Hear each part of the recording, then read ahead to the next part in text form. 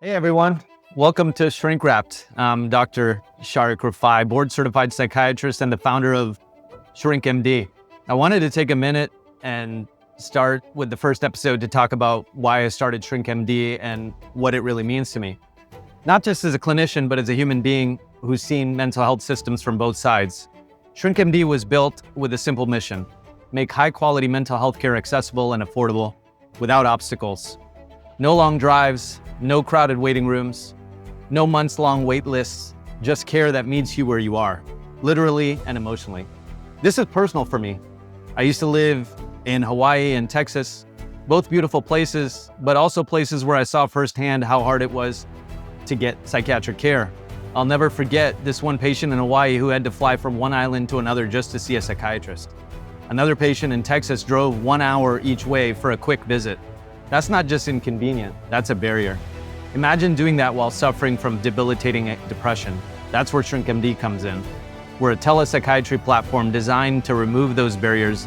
No flights, no traffic, no awkward front desk encounters. As of 2025, we'll be available in 10 states: Nebraska, Florida, Georgia, Hawaii, Texas, Indiana, Maine, New York, Virginia, and California. We're still growing. What makes this platform so beautiful is that we don't ask patients to fit into our system. We've built a system that fits around them. Whether it's a quiet space at home, a parked car between meetings, or a break during the day, we meet patients where they are. We make mental health care less intimidating and a lot more human. So if anything in this conversation today resonates with you or reminds you of someone you care about, just know this: you're not alone. There's options, and we're here to help. Thanks for being here. Let's keep the conversation going. I wanted to continue with talking about depression and two common scenarios that I see.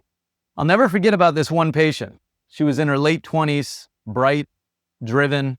She worked in finance. On paper, everything looked perfect. But she came to me after almost walking out of her job, not because of burnout or any dramatic event, but because she couldn't stop crying in the office bathroom and had no idea why. What stood out wasn't just that she was depressed. It was that she didn't know she was. She kept saying things like, "I just need to get it together," or "maybe I'm just tired," or "other people have it worse." She had been pushing through weeks, maybe months of insomnia, loss of interest, shame, isolation, all while she showed up, smiling in meetings, hitting deadlines. The worst part? She almost didn't make the appointment with me. She told me she canceled twice before and only came in because her sister begged her to. That moment reminded me that depression doesn't always look like sadness, and high-functioning people can be silently drowning. It also reminded me how hard it is for people to ask for help, even when they desperately need it. That's why the conversation matters to me, because we're not just talking about symptoms and diagnosis, we're talking about real people, smart, strong, capable. They don't even realize they're suffering. And if we can open up that conversation even just a little, maybe someone listening won't wait until they're breaking down in the bathroom to ask for help. Another time I had this guy come in. He was in his late 30s, worked in tech, super sharp. First thing he says was, "Doc, I don't think I'm depressed. I just hate everything and everyone. I don't enjoy anything I used to, but it's probably because I work too much. Plus, people suck." I laughed because honestly, I've heard that before. People walk in thinking they're just bad at life or something's wrong with them as a person, when really it's their brain waving a giant red flag. "Hey, I need help here," it says. He went on to tell me he hadn't really felt anything in months. He was still working, still showing up for his family, but he was completely checked out. No joy, no spark. He was just flat. But because he wasn't crying every day or lying in bed all the time, he figured he didn't qualify for help. There was nothing wrong. That also stuck with me, not because his case was unique, but because it was so common. High-functioning people walking around quietly miserable, brushing it off as if it's stress or laziness or it's just part of being an adult.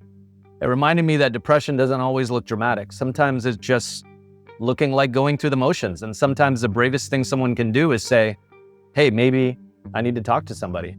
And that's why I'm here, because if you've ever told yourself, "This is just how it is," I'm here to tell you it doesn't have to be. When people hear the word depression, they often picture someone crying in bed all day. Maybe they're unable to get up, maybe clearly in distress. But that's not how it always looks or feels. Depression can be sneaky. It can feel like a slow fade of the color of life.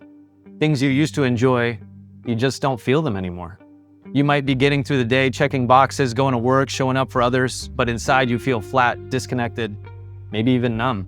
It's not always sadness. Sometimes it's irritability. Sometimes it's just not feeling anything. And for a lot of people, it feels like this quiet, heavy fog that never actually lifts. You're tired. Even after a full night's sleep, you feel guilty for things that don't even make sense. You start pulling away from people, not because you don't care, but because everything feels like it's just too much. And then you ask yourself things like, what's wrong with me? Why can't I just snap out of it? That's where it gets dangerous, because depression feeds that lie that you're broken, you're weak, when in reality, going through something medical, something real. I always say this, if your brain was your heart and you were having symptoms, you wouldn't hesitate to see a doctor. But because it's emotional, we try to power through or explain it away. So let me put it this way. If you're noticing that you're no longer enjoying things, if you're feeling constantly exhausted or irritable, if your thoughts are darker than they used to be, or you just stop feeling like you, that's not weakness. That's not just life. That might actually be depression. And obviously there's help for that. That's why I'm here. You don't have to wait till you hit rock bottom to get support. Sometimes it's just realizing you've been carrying something heavy for a long time, and it's okay to ask somebody for help. One of the biggest myths I run into, especially with high-functioning adults, is the idea that if you're still getting things done, if you're still going to work or taking care of your kids, you can't be depressed. But that's not true. I've had patients who were leading companies, caring for families, even making jokes in session. They were still deeply struggling. Depression doesn't always take your productivity. Sometimes it takes your joy. I've had patients tell me things like, I didn't realize how bad it felt until I started feeling better. One guy told me, I was singing in the car again the other day, and I hadn't done that in years. That's what healing looks like sometimes, not a big moment, but these tiny wins that mean everything. Laughing again, wanting to call your friends again, getting out of bed without it feeling like a marathon. And then another myth I get all the time is like medications are a last resort, or that it'll somehow change who you are. That's a big one. The truth is, when medications work well, I've seen it work wonders. It doesn't numb you or erase your personality. It helps you feel more like yourself again. It lifts the fog so you can actually do the hard work of healing. And no, you don't have to be on it forever. For many patients, it's just a tool to help you get through the tough season. Healing? Well, it's not always linear. Some weeks you'll feel stronger, more hopeful, then out of nowhere, a bad day sneaks in and makes you question everything. That doesn't mean you're failing. That's how healing actually works. It's messy, it's non-linear, but it's possible. If there's one thing I want people to walk away with, it's this. Asking people for help, it isn't giving up, it's showing up for yourself. And whether that means talking to a therapist, getting on meds, or just taking the first small step towards change, it's a sign of strength, not weakness. If anything I shared today felt familiar, if it reminded you of yourself or someone you care about, just know this, you're not broken, you're not alone, and there's real practical ways to feel better. And that's what ShrinkMD is about. We're here to meet people where they are, in a way that feels safe, supportive, and simple. Whether they're navigating stress, burnout, anxiety, depression, this is a place where you can start the conversation without the pressure or judgment. Thank you for being here with me today on Shrink Wrapped. If this episode resonated with you, share it with someone who might need it. And remember, healing doesn't have to be loud or dramatic. It just has to start. We'll be right here when you're ready. Thanks for listening. Let's keep this conversation going.